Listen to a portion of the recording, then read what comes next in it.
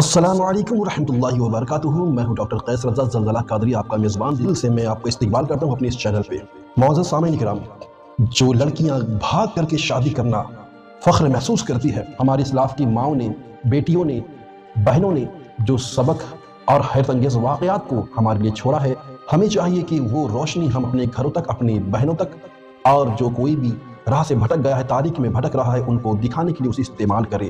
تو آج کی ٹاپک میں یہی بات لے کر آیا ہوں کہ جو لڑکیاں، جو اسلام کی مقدس ہماری بہنیں بھٹک گئی ہیں راستے سے، جو نامحرم کے ساتھ حرام طریقے سے محبت کر کے یہ فخر کرتی ہیں کہ ہم محبت میں کامیاب ہو گئے اور ہمیں جو چاہیے تھا وہ مل گیا، بس تھوڑی سی لذت کے لیے اپنے گناہ کو وہ باقی رکھتے ہیں، ایسی واحیات بے حیا محبت کے تعلق سے میں یہ ٹاپک لے کر آیا ہوں۔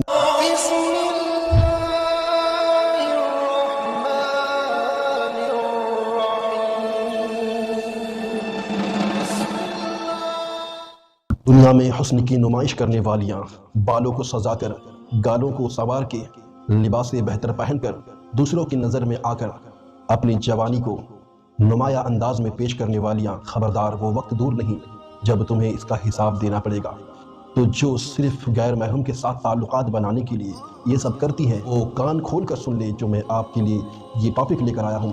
اس میں عبرت آموز ہدایتیں ہیں۔ عورت اپنے رب سے زیادہ اس وقت قریب ہوتی ہے جب وہ اپنے گھر کے اندر ہو، اور گھر کے صحن میں نماز پڑھنا اس کے لیے اسے محلے کی مسجد میں نماز پڑھنے سے بہتر ہے۔ گھر کے اندر نماز پڑھنا اس کے لیے گھر کے صحن میں نماز پڑھنے سے بہتر ہے، اور کوٹھری میں نماز پڑھنا اس کے لیے گھر کے اندر نماز پڑھنے سے بہتر ہے۔ حدیث شریف ہے۔ تو ہمیں اس سے یہ درس ملا، ایک عورت جتنی زیادہ پردے میں رہے گی اتنی زیادہ خدا کی وہ محبوب ہوگی، اللہ اسے اتنا زیادہ محبت فرمائے گا۔ لیکن جیسے جیسے اس کے لیول، جیسے جیسے اس کے سٹیپ باہر حدود سے نکلتے جائیں گے، اسی طرح سے وہ اللہ کی نگاہ میں وہ گرتی جائے گی۔ کچھ دن پہلے ہم نے دیکھا کہ ایک خاتون مسجد کے وضو خانے میں جا کر کود پڑتی ہے، غسل کرتی ہے، وضو کرتی ہے، مردوں کے سامنے بے حیائی کے ساتھ بحث کرتی ہے، نماز پڑھتی ہے۔ یہ آخر سبق کیا دینا چاہتی تھی؟ یہ حدیث سے پاک کا مذاق اڑا رہی ہے، کیونکہ حدیث پاک میں تو بتایا گیا کہ جتنی پردے میں رہے گا تم اللہ سے لو لگاؤ گے، اللہ تمہیں اتنا زیادہ محبوب رکھے گا۔ تو بتائیں ذرا، جو لڑکیاں گھر سے بھاگ جاتی ہے محبت کے نام پر، اس کے لیے کیسا دردناک وعیدیں ہوں گی۔ جو گھر کو چھوڑ کر گھر سے باہر قدم نکالتی ہے کامیابی کی طرف، اپنی پیار کو سکسیسفل کرنے کے لیے، ایسے مسلمان کے بارے میں آپ کیا کہتے ہیں؟ ایک بزرگ نے ایک محفل میں ایک مرتبہ لوگوں سے بند مٹھی دکھا کر انہوں نے دریافت کیا، اس میرے مٹھی میں کیا ہے بتاؤ۔ اس عبرتناک حکایت سے آپ کو ایک سبق ضرور ملے گا۔ لوگوں نے کہا ضرور سونا، چاندی، جواہرات ہوں گے۔ کسی نے کہا کوئی قیمتی اشیاء، کوئی قیمتی چیز ہوگی۔ کسی نے کہا کوئی زیور یا کوئی ایسی چیز ہوگی جو بہت ہی اعلیٰ ہو۔ آپ نے مٹھی کھول کر دکھایا، اس میں کچھ کنکڑیاں تھیں۔ جب سب لوگ حیران ہوئے تو آپ نے ارشاد فرمایا، عورت کی مثال اس بند مٹھی کی طرح ہے، اگر وہ بند ہے تو ہیرے، جواہرات، سونے، چاندی اور قیمتی اشیاء سمجھی جائے گی۔ اگر یہ مٹھی کھل جائے، یعنی عورت بے پردہ ہو جائے، تو اس کی اوقات روڈ میں پڑے ہوئے اس حقیر کنکڑ مٹیوں کی طرح ہو جائے گی، جسے لوگ پوچھتے بھی نہیں، جس کی حقیقت میں کوئی اوقات ہی نہیں ہوتی۔ تو لڑکیاں یہ سمجھ کر گھر سے باہر نکلتی ہیں کہ غیروں کے سامنے ہم نے جو خوبصورتی پائی ہے، جو ہم نے لباس پہنی ہے، جو ہماری فٹنس ہے، باڈی کے اٹریکشن ہے، لک ہے، یہ جب تک ہم لوگوں کو نہیں دکھائیں گے تو ہمیں سکون نہیں ملے گا۔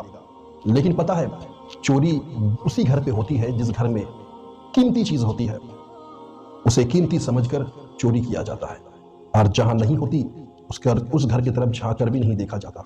تو تم اسلام کے قیمتی ہیرے ہو، قیمتی چیز ہو، اور تمہیں چرانے کے لیے شیطان ہمیشہ گھات لگائے بیٹھتا ہے۔ خود کی حفاظت کرنا سیکھ لے۔ جب تک پردے میں ہو تو تمہاری عزت اور وقار محفوظ ہے، تم قیمتی سمجھے جاؤ گے۔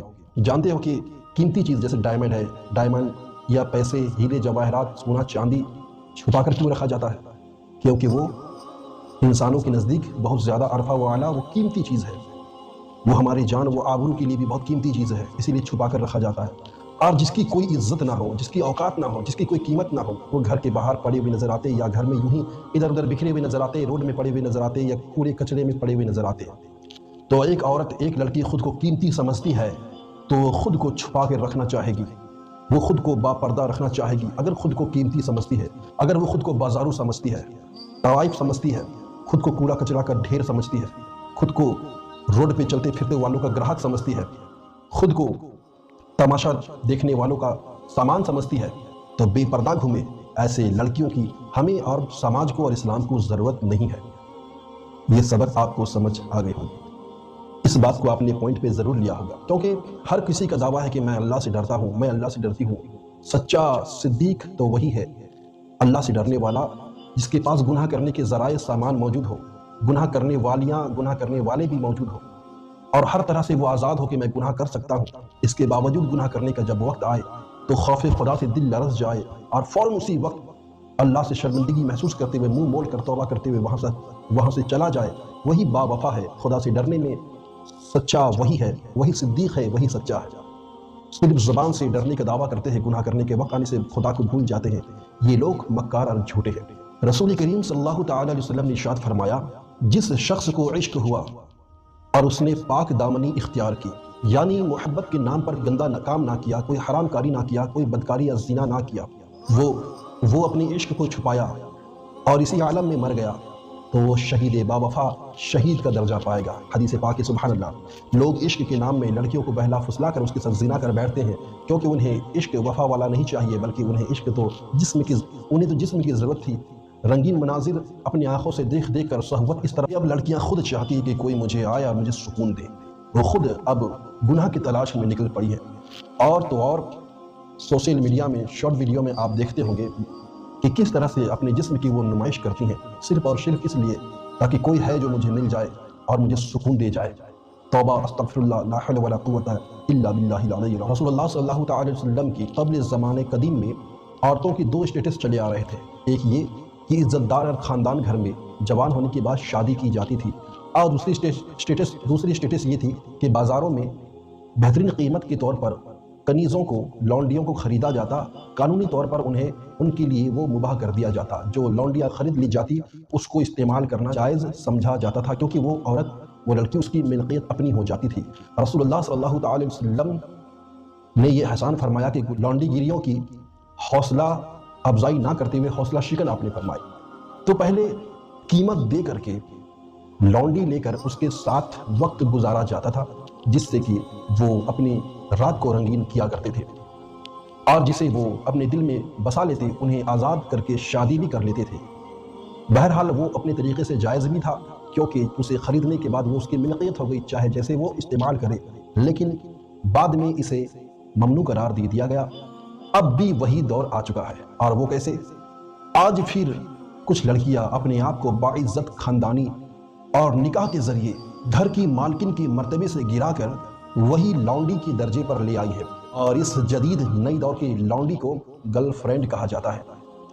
چند سکوں کی خاطر، چند گفٹ کی خاطر کچھ شاپنگ مال میں بوائے فرینڈ شاپنگ کرا دیا، اسے پا کر اتنی خوش ہوتی ہے کہ وہ لونڈی کے طور پر اس کی ہو جاتی ہے، کیونکہ جس کے بارے میں ابن آدم کا یہ دعویٰ ہے کہ اس کو گھٹیا سے گھٹیا گفٹ دے دو اور حقیر سا شاپنگ کرا دو، بس وہ ہماری لونڈی بن جائے گی، اس کی زندگی اب ہماری غلامی میں گزرے گی۔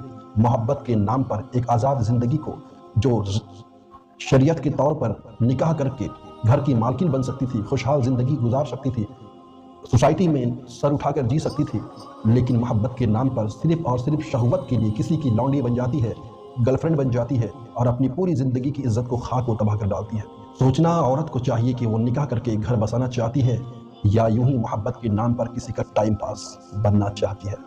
ام المومنین حضرت سیدہ عائشہ صدیقہ رضی اللہ تعالی عنہا فرماتی ہیں، رسول اللہ صلی اللہ تعالی علیہ وسلم نے ارشاد فرمایا، جو عورت اپنے ولی کی، اپنے گھر والوں کی اجازت کے بغیر نکاح کرے، اس کا نکاح باطل ہے، اس کا نکاح باطل ہے، اس کا نکاح باطل ہے۔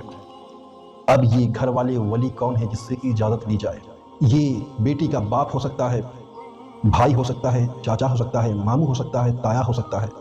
ان کے بغیر اجازت کے شادی اگر لڑکی بھاگ کر کرتی ہے، جیسے آج کل ٹرینڈ چل رہا ہے، محبت میں اگر گھر والے راضی نہ ہوئے اور ناکامی کا منہ دیکھنا پڑا، تو خاتون کو لے کر ایک ختنہ خاتون کو لے کر فرار ہو جاتا ہے، ہنسی خوشی زندگی اپنے جوب کے سہارے گزارتا ہے، اولاد بھی پیدا کرتا ہے، لیکن وہ دونوں حرام کاری کرتے ہیں اور حرام کی اولاد پیدا کرتے ہیں۔ اب تک جتنے لوگ بھاگ کر شادی کیے ہیں وہ سب حرام کاری کیے، حرامی ہوں گے، حرام کی اولاد بھی پیدا کی، حرام زادے راستے میں ان کے گھومتے ہوئے نظر آ رہے ہیں۔ یہ حرام کاریوں کے حرام چال والا ٹرینڈ چلا ہوا ہے، سوچتے ہیں کہ ہم نے تو کسی مولوی صاحب یا قاضی صاحب کے ذریعے نکاح کو ہم نے مکمل کیا، لیکن یہ حدیث شریف کے بارے میں کیا کہیں گے، جسے ترمذی 1102 حدیث نمبر میں آپ دیکھ سکتے ہیں، ابن ماجہ 1879 میں آپ دیکھ سکتے ہیں، نسائی شریف 5394 میں آپ دیکھ سکتے ہیں، اور مسند شریف 2060 میں آپ دیکھ سکتے ہیں کہ جو بنا اجازت کی گھر والے اگر راضی نہیں اور اپنی مرضی سے بھاگ کر شادی کرتے ہیں، ان کی نکاح نہیں ہوئی، وہ باطل ہے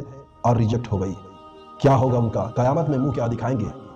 ہاں، اگر ولی کافر ہے، ظالم ہے، اور بچہ اگر مسلمان ہے، بچیاں مسلمان ہیں، اور پھر وہ کافر یا ظالم کے ساتھ نکاح کرانا چاہتا ہے، تو پھر معاملہ یہاں پلٹ جاتا ہے کہ وہ پھر پنچایت اس معاملے کو سلجھائے، یا پھر حاکم وقت یا عدالت یا دیگر جو قانونی حیثیت رکھتے ہیں۔ اگر کوئی بھی نہ ہو تو پھر یہ بہترین راستہ خود اختیار کرے جو اس کی زندگی سنوارے۔ پوری لاسٹ میں جب کوئی نہ ہو ماحول میں، تبھی یہ کام کرنے کی اسے اجازت ہے، لیکن اس کے علاوہ کوئی راستہ نہیں۔